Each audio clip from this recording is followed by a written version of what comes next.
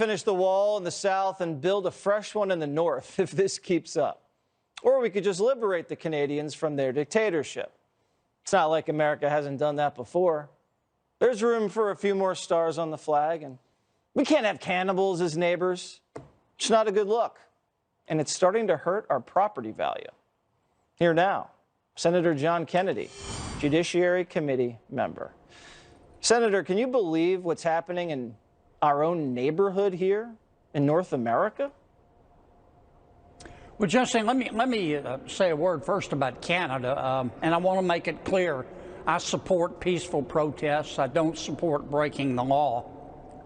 But what I think we're seeing in Canada is the tyranny of the managerial elite over the working class majority. I don't know Prime Minister Trudeau. I'm sure he is a warm and loving human being, but his leadership has been underwhelming. He's misjudged the situation. As to the truckers, their protests are not about the vaccine. Most of them are already vaccinated. Here's what I hear the truckers saying. They're saying, look, Mr. Prime Minister, we've been through 2 years of pandemic restrictions. Our lives have been turned upside down. Our livelihoods have been threatened. Our kids have lost months, maybe years from their education. You say follow the science, Mr. Prime Minister. Let's follow the science. We look around. We see the Omicron variant. Its virulence waning. Most of us have immunity. We're either natural or we're vaccinated. So what, Mr. Prime Minister, is your roadmap for getting government off our backs and allowing us to get back to normal? Now, here's the Prime Minister's response.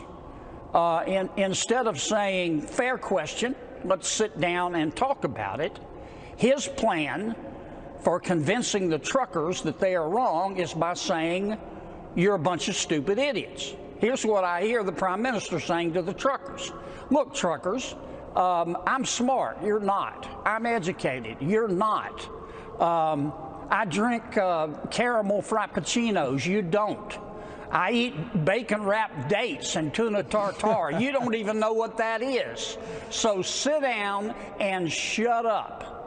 And, you know, the truckers' response to the Prime Minister, well, it's predictable as well. They're bowing up. Now, I would gently say to the Prime Minister, how can I put it? If you're going to be a smart ass, first you have to be smart. Otherwise you're just an ass. And I think he needs to recalibrate and realize what this is all about.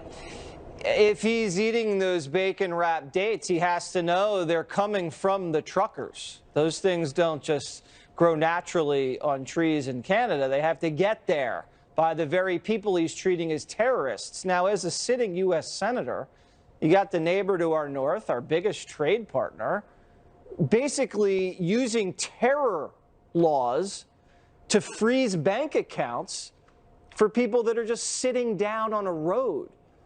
Are you scared where this is going? These are supposed to be our friendly Canadian neighbors, right? The most polite people in the world. Do you like where this is going? No.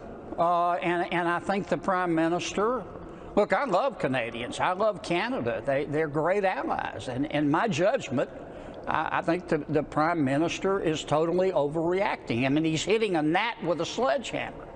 I don't think he's even met with the truckers. Nope.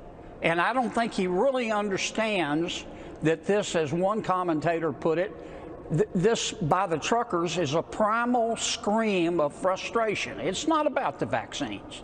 And they have a point. I would ask the same question of Mr. Trudeau and President Biden. What is your roadmap to normalcy? I mean, you say follow the science? Okay.